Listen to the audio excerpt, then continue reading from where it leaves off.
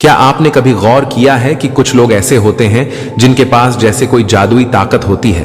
वह बिना कुछ बोले माहौल को अपने हिसाब से बदल देते हैं। न चिल्लाते हैं, न किसी से मिन्नतें करते हैं, बस चुपचाप खुद को पीछे कर लेते हैं और फिर अचानक सब कुछ बदल जाता है। माहौल की ऊर्जा बदल जाती है। लोग सवाल करने लगते हैं, पीछा करने लगते हैं, महसूस करने लगते हैं।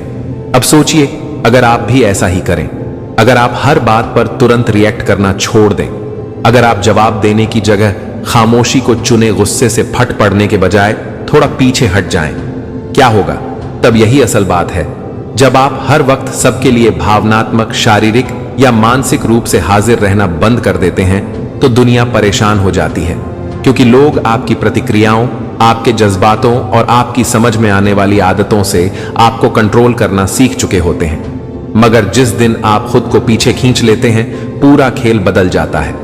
और जो लोग यह समझते थे कि वह आपको जानते हैं, उन्हें एहसास होता है कि वह आपके बारे में कुछ भी नहीं जानते। कार्ल यंग ने कहा था, हर वह चीज जो हमें दूसरों में छुपती है, वह हमें खुद को समझने का मौका देती है। अब जरा सोचिए, जब आप पहुंच से बाहर हो जाते हैं तो सबसे ज्यादा बेचैन कौन होता है? किसे गुस्सा आता है? कौन आपको उकसाने की कोशिश करता है ताकि आप कोई भावनात्मक प्रतिक्रिया दें? ये सब बातें असल में दूसरों के बारे में ज्यादा बताती हैं, आपके बारे में नहीं।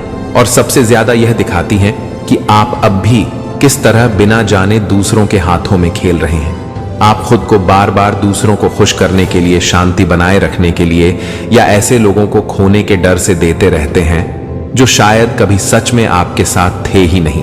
और हर बार जब आप जबरदस्ती हाँ कहते हैं, तुरंत जवाब देते हैं या भावनात्मक रिएक्शन देते हैं, आप अपनी ऊर्जा का एक टुकड़ा खो देते हैं। दिन के अंत में आपके पास क्या बचता है? थकावट, निराशा और एक ऐसा खालीपन जिसे आप शब्दों में नहीं कह सकते। और इसकी वजह है, आप उन लोगों के लिए बहुत ज्यादा उपलब्ध हैं जो आपकी एक खामोशी तक के काबिल नहीं है। यह वीडियो दुनिया से मुंह मोड़ने के बारे में नहीं है, यह खुद को चुनने के बारे में है। यह उस सफर के बारे में है जिसे कार्ल यंग ने इंडिविजुएशन कहा, यानी खुद को पूरा असली और मुकम्मल बनाना। और यह सफर तब शुरू होता है जब आप समझते हैं कि खामोशी कभी कभी हजार दलीलों से ज्यादा ताकतवर होती है, कि जब पीछे हटना भागने की वजह से नहीं बल्कि समझदारी से होता है तो वह एक ताकत बन जाता है। तो अब मैं आपसे सीधा सवाल करता हूं, आप और कितनी देर तक दूसरों की भावनाओं से कंट्रोल होते रहेंगे? कब तक कोई आपकी पुरानी चोट को छुए और आप उसी पल एक रिएक्शन बन जाएं? शायद अब वक्त है उन डोरियों को काटने का, पीछे हटने का, एक रहस्य बनने का। क्योंकि जब आप उपलब्ध रहना छोड़ देते हैं, सब कुछ बदल जाता है।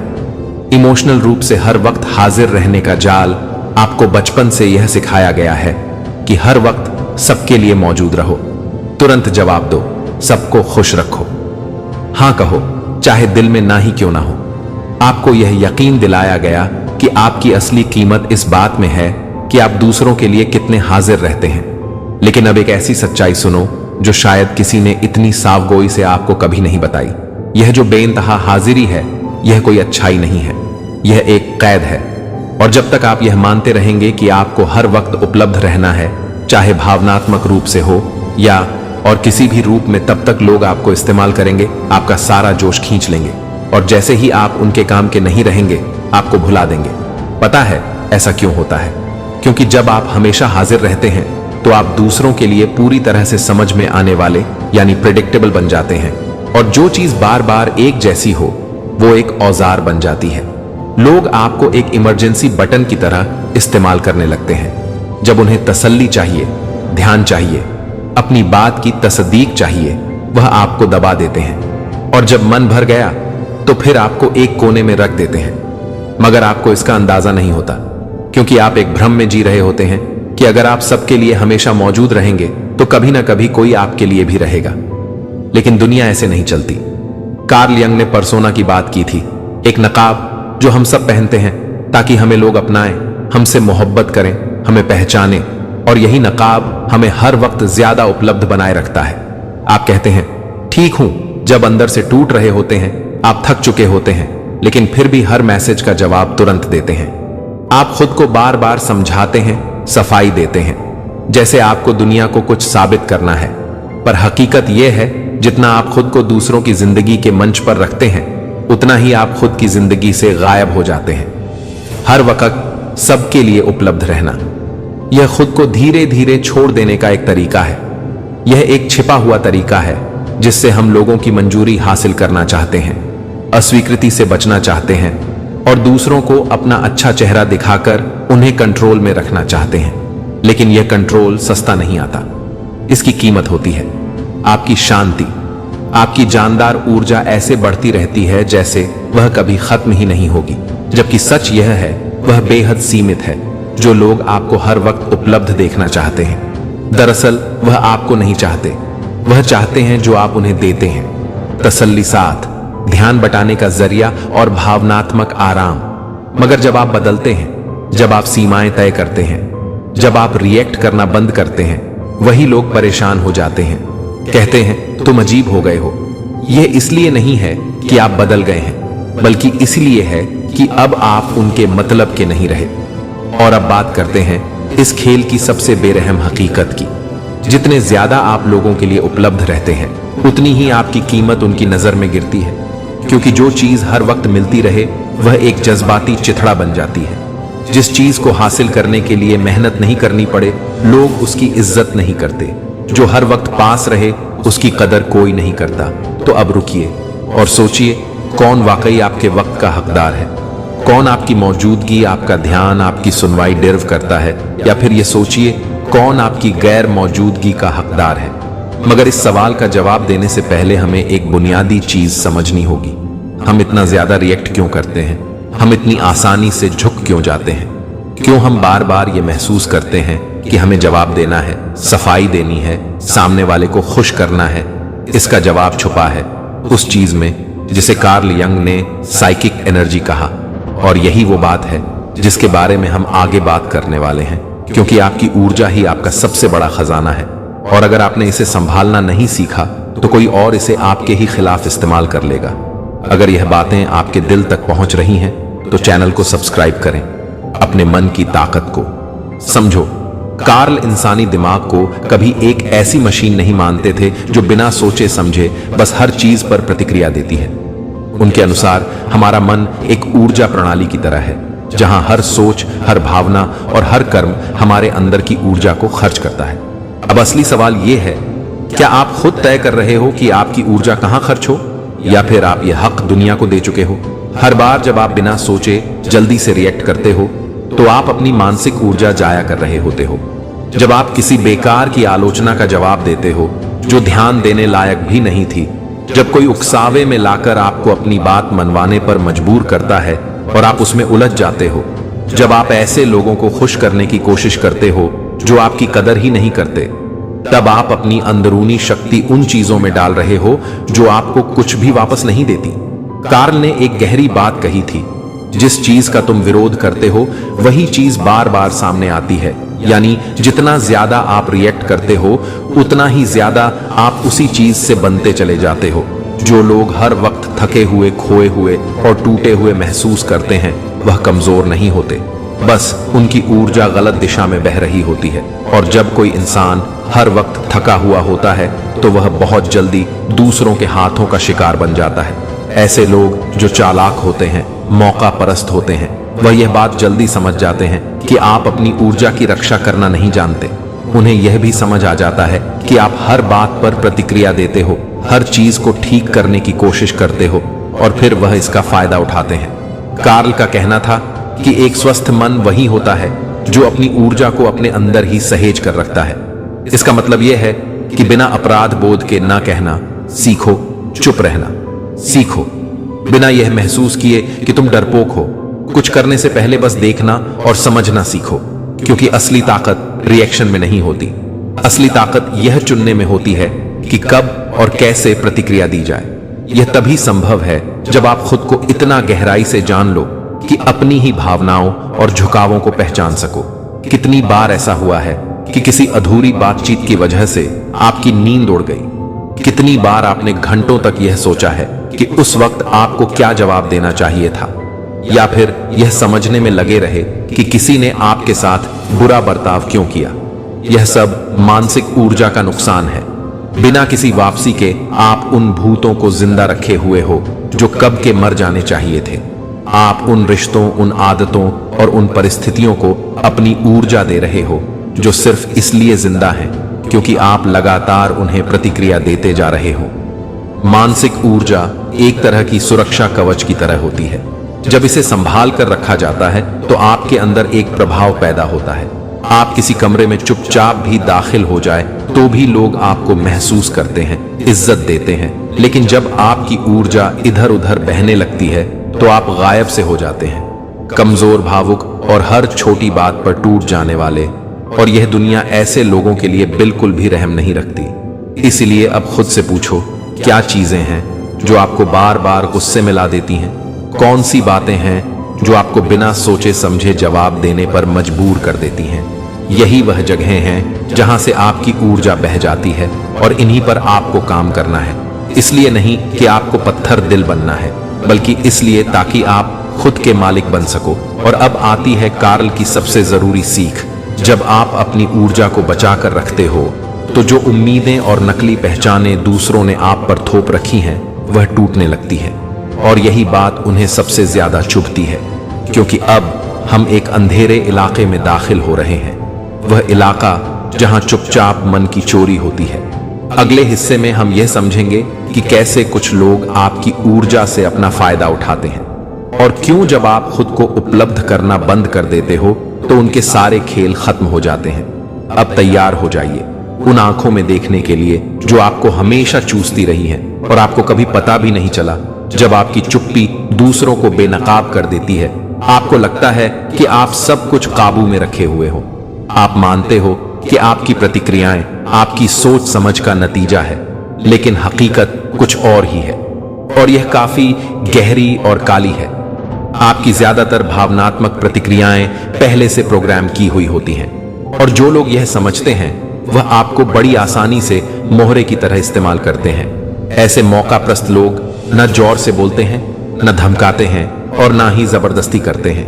उन्हें बस आपकी कमजोर नस पता होती है, और जैसे ही वह उस बटन को दबाते हैं आप प्रतिक्रिया देने पर मजबूर हो जाते हो। हर बार कार्ल ने इस प्रक्रिया को प्रोजेक्शन कहा, यानी एक मनोवैज्ञानिक तरीका जिसमें लोग वह सब दूसरों पर थोप देते हैं जो वह खुद के अंदर देखने से डरते हैं। लेकिन इस बात का एक और पहलू है जिसे बहुत कम लोग समझते हैं। जब दूसरे लोग आप पर अपनी सोच और छवियां थोपते हैं तब आप भी उनके लिए एक खाली कैनवस बन जाते हो, और जितना ज्यादा आप भावनात्मक रूप से उपलब्ध होते हो उतना ही ज्यादा लोग आप पर अपनी उम्मीदें, इच्छाएं और अधूरी पहचानें थोपने लगते हैं। आपको वो दोस्त याद है जो सिर्फ तब याद करता है जब उसकी जिंदगी में कोई मुसीबत हो, वह पार्टनर जो हमेशा चाहता है कि आप ही उसकी हर परेशानी का हल निकालें, या वह इंसान जो आपकी तारीफ करता है मगर सिर्फ तब तक जब तक आप उसके काम आ रहे हो। यह सब इत्तेफाक का नहीं है। ये लोग आपसे नहीं जुड़ रहे, ये तो उस छवि से जुड़ रहे हैं जो उन्होंने आपके बारे में अपने मन में बना रखी है। वो किरदार जो आपने खुद ही निभाना कबूल कर लिया। और क्यों किया? क्योंकि आपको डर है। डर कि अगर आपने साथ ना दिया तो लोग आपसे नाराज हो जाएंगे। डर कि अगर आपने ना कहा तो कोई आपको प्यार नहीं करेगा। डर कि अगर आप पीछे हटे तो कोई आपको छोड़ देगा। सबसे खतरनाक नियंत्रण चिल्लाकर नहीं किया जाता, वो होता है उस चुप्पी में जो अपराध बोध से भरी होती है। जब आपको लगता है कि आप किसी के कर्जदार हो, जब आप मान बैठते हो कि आपको हर बार उपलब्ध रहना है, मदद करनी है, समझना है, भले ही अंदर से आप खुद बिखर रहे हो। और यही असली बात छुपी है। एक चालाक इंसान को आपको पूरी तरह कंट्रोल करने की जरूरत नहीं होती। उसे बस यह चाहिए कि आप हर बार वैसे ही प्रतिक्रिया दो जैसे आप हमेशा देते आए हो।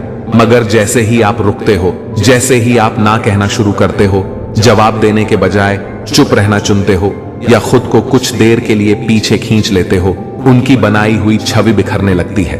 वो नकाब जो उन्होंने आपके चेहरे पर चढ़ा रखा था अब गिरने लगता है, और यह चीज उन्हें बहुत बेचैन कर देती है, क्योंकि अब उन्हें समझ नहीं आता कि आप असल में हो कौन। और इससे भी ज्यादा तकलीफ देह यह है कि अब उन्हें अपने अंदर झांकना पड़ेगा, और हर कोई इसके लिए तैयार नहीं होता। आपकी उपलब्ध ना होने वाली स्थिति उनके लिए खतरा बन जाती है, क्योंकि अब उन्हें अपनी अंदरूनी खालीपन से सामना करना पड़ता है। आपकी चुप्पी उनके अंदर का शोर उजागर कर देती है, वो शोर जिसे उन्होंने सालों से छुपा रखा था। और फिर आता है हमला, आलोचना, भावनात्मक ड्रामा, उलाहने, नाराजगी। ये सब इसलिए नहीं कि आप गलत हो गए, बल्कि इसलिए क्योंकि आपने अब उनकी सहूलियत वाला आईना बनना बंद कर दिया है। कार्ल ने कहा था, हम रोशनी की कल्पना करके ज्ञानी नहीं बनते, बल्कि तब बनते हैं जब हम अपने अंधकार को पहचानते हैं। जब आप पीछे हटते हो, जब आप उस चक्र को खाना देना बंद कर देते हो, तब सामने वाले का साया बाहर आने लगता है। और यह उन लोगों के लिए असहनीय होता है जो सालों से आपको अपने दुख, डर और कमजोरियों से भागने का जरिया बना चुके होते हैं। मगर अब सवाल है, आप क्या तैयार हो?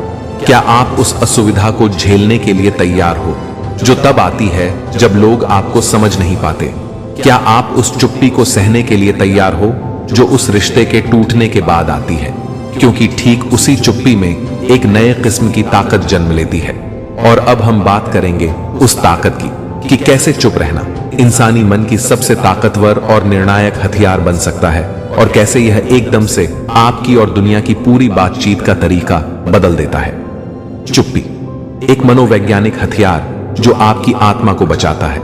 आज का जमाना शोर से भरा हुआ है। हर कोई बोलना चाहता है, हर कोई जल्दी जवाब देना चाहता है, हर कोई किसी बहस को जीतना चाहता है, चाहे उसकी कीमत खुद की शांति ही क्यों ना हो। लेकिन एक ताकत है जो बहुत कम लोग जानते हैं, और उससे भी कम लोग उसे साध पाते हैं। चुप्पी की ताकत यह कोई कमजोरी की चुप्पी नहीं है, ना ही डर की, ना ही पलायन की। यह है एक जागरूक, रणनीतिक और बेपनाह स्पष्ट चुप्पी।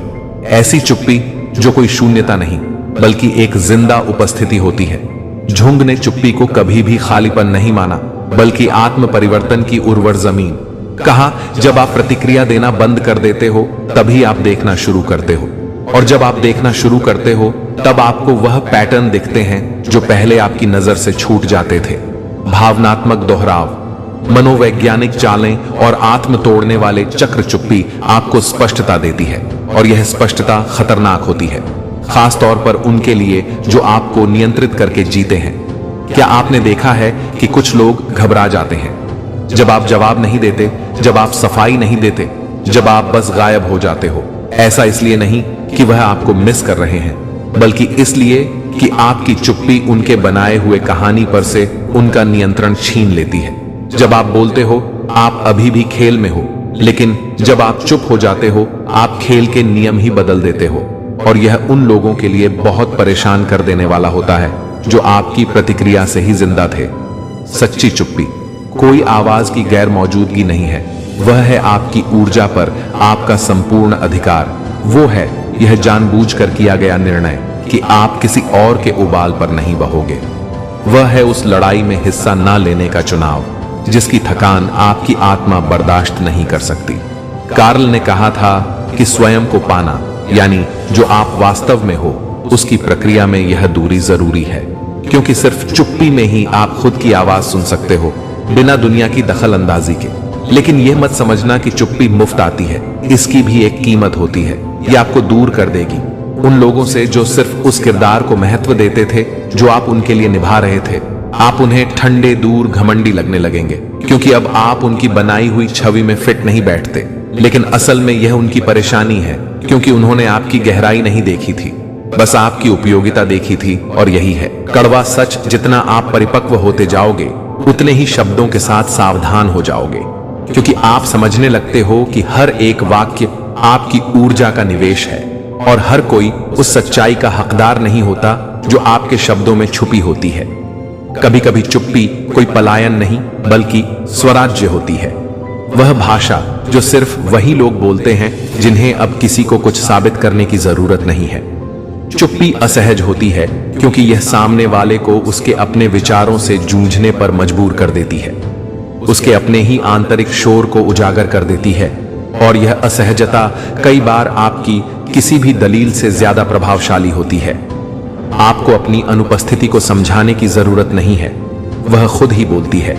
और जो लोग इससे परेशान हो जाते हैं, वह दिखा देते हैं कि उनका नियंत्रण आपकी अस्थिरता पर टिका था। लेकिन सबसे ताकतवर चुप्पी वो नहीं होती जो सामने वाले को डिगा दे, बल्कि वह होती है जो आपको भीतर से फिर से जोड़ती है, जो आपको बाहरी मंजूरी से ऊपर उठा देती है, जो आपको आपकी असली ऊर्जा से, आपकी आत्मा से फिर से जोड़ती है। और अब बारी है इस ऊर्जा को समझने की। कैसे आप अपनी ऊर्जा को जागरूकता के साथ खर्च करें, कहां लगाएं, कहां रोकें और सबसे अहम कहां उसे बर्बाद होने से बचाएं। क्योंकि अब वक्त है अपने भीतर की आत्मा से चुनिंदा रिश्ते बनाने का, न कि दुनिया की हर आवाज पर अपना चयन लुटाने का। जागरूक अनुपलब्धता खुद से किए गए एक सच्चे वादे की शुरुआत। सिर्फ समझ लेना काफी नहीं है। अगर आप अब भी हां कहते हो जब दिल से न कहना चाहते हो, अब भी उन मैसेजों का जवाब देते हो जो आपको परेशान करते हैं, बेमतलब की बातचीतों में हिस्सा लेते हो और उन रिश्तों को ढोते रहते हो जो अब सिर्फ आदत बन चुके हैं। जागरूकता अगर क्रिया में ना उतरे तो वह सिर्फ आत्मधोखा है। असल बदलाव तब शुरू होता है जब आप पूरे इरादे से तय करते हो कि अब आप चुनिंदा बनेंगे, और इसके लिए चाहिए भावनात्मक अनुशासन। जागरूक अनुपलब्धता का मतलब यह नहीं कि आप ठंडे, घमंडी या बेरुख हो रहे हो। इसका मतलब है कि अब आप हर किसी के लिए हर समय किसी भी वजह से उपलब्ध नहीं होंगे। अब आप अपने समय, अपनी ऊर्जा और अपनी शांति के स्वामी बनते हो। और यह क्रांति शुरू होती है छोटे छोटे कदमों से। हर संदेश का तुरंत जवाब ना देना, प्रतिक्रिया से पहले गहरी सांस लेना, किसी बहस से खुद को खींच लेना, फोन को बिना अपराध बोध के बंद कर देना, आज नहीं, मुझे दिलचस्पी नहीं, या मैं इसमें शामिल नहीं होऊंगा, कह देना। और सबसे जरूरी बात, आपको अपनी अनुपस्थिति का कोई स्पष्टीकरण देने की जरूरत नहीं है। आपको अपनी चुप्पी की सफाई देने की जरूरत नहीं है। आप किसी के आरणी नहीं हैं सिवाय खुद के। लेकिन यही बात बहुतों को नागवार गुजरेगी, क्योंकि जब आप अपनी सफाई देने से मना करते हो, आप उनसे वह ताकत छीन लेते हो जिससे वह आपको एक ऐसे भावनात्मक ढांचे में बांधते थे जिसमें आप हमेशा समझदार, उपलब्ध और मददगार बने रहते थे। जुंग ने कहा था कि हर व्यक्ति के आत्मनिर्माण की प्रक्रिया एक एकांत से होकर गुजरती है, लेकिन वह कोई निराशाजनक अकेलापन नहीं, वो एक पवित्र एकांत होता है। एक ऐसी भीतरी वापसी जहां आप दुनिया के शोर के बिना अपनी ही आवाज दोबारा सुनते हो, जहां आप अपनी पहचान फिर से बनाते हो, दूसरों की नजरों से नहीं बल्कि अपने भीतर के केंद्र से। एक अच्छा पैमाना है अपनी आत्मिक प्रगति को परखने का। ध्यान दो, कौन लोग आपसे दूर होने लगते हैं जब आप और शांत होने लगते हो? कौन आपको उकसाने की कोशिश करते हैं जब आप प्रतिक्रिया देना छोड़ देते हो? कौन कहते हैं कि तुम बदल गए हो जब आप पहली बार खुद की रक्षा करना सीखते हो? यह कोई चेतावनी नहीं है, बल्कि सबूत है कि आप अब मुक्त हो रहे हो। शुरू में अनुपलब्ध होना असहज लगता है, गिल्टी फील होगा, लगेगा आप स्वार्थी हो गए हो, लोग कहेंगे आप कठोर हो गए हो। लेकिन यह सब उस पुराने आपकी टूटन का हिस्सा है जिसे पूरी उम्र दूसरों को प्राथमिकता देने के लिए प्रशिक्षित किया गया था। यह असहजता सिर्फ आपको नहीं होती, बल्कि उन सभी को भी होती है जिन्होंने आपकी पुरानी सभी को हां कहने वाली छवि से फायदा उठाया था। जागरूक अनुपलब्धता आत्मनिर्भरता की बुनियाद है। जब आप दुनिया को ना कहते हो तो आप खुद को हां कह रहे होते हो। जब आप किसी जहरीले माहौल से हटते हो तो आप कह रहे होते हो कि आपकी शांति किसी भी झूठे रिश्ते से ज्यादा कीमती है। और जब आप सफाई देना बंद करते हो तब लोग आपको सच में सम्मान देने लगते हैं। शायद कम लोग, लेकिन असली लोग। हर कोई इस तरह की उपस्थिति के लिए तैयार नहीं होता, क्योंकि जब आप भावनात्मक रूप से अनुपलब्ध होते हो तो सामने वाला अपने ही जख्मों से रूबरू होता है। उसे दिखता है कि वह आपकी भावनात्मक अव्यवस्था पर कितना निर्भर था अपना नियंत्रण बनाए रखने के लिए। और फिर आता है वह पल जहां सब कुछ टूटता है। उसके साथ आता है दर्द, अकेलापन, वह भ्रम कि आप कुछ खो रहे हैं, जबकि सच तो यह है आप खुद को पा रहे होते हैं। अब सवाल यह है, इस दूरी के बाद क्या होता है? क्या होता है? उस चुप्पी के बाद आखिरी भाग में हम बात करेंगे उस पुनर्जन्म की, जो सिर्फ तब होता है जब आप गलत समझे जाने की हिम्मत रखते हो, अकेले रहने की ताकत रखते हो और खुद को पूरा करने का साहस रखते हो अपने ही दम पर। क्योंकि अब वक्त है समझने का। मजबूत इंसान की तन्हाई ही असली आजादी की राह है। मजबूत लोगों की तन्हाई और आत्मा का पुनर्जन्म। जब आप हर किसी के लिए उपलब्ध होना बंद कर देते हो तो कुछ गहरा होने लगता है। सबसे पहले आता है सन्नाटा, एक ऐसा सन्नाटा जो भीतर से चीखता है। आप सोचते हो क्या मैंने सही किया? क्या मैं ज्यादा कठोर हो गया हूं? क्या मैं उन लोगों को खो रहा हूं जो मुझे पसंद करते थे? लेकिन धीरे धीरे यही सन्नाटा रूपांतरित होने लगता है। वह सन्नाटा अब शुद्ध करता है, शांत करता है, चिकित्सक बनता है और फिर आता है अकेलापन। लेकिन यह कोई कमी या शून्यता वाला अकेलापन नहीं, यह है पूर्ण उपस्थिति का अकेलापन, अपनी उपस्थिति का।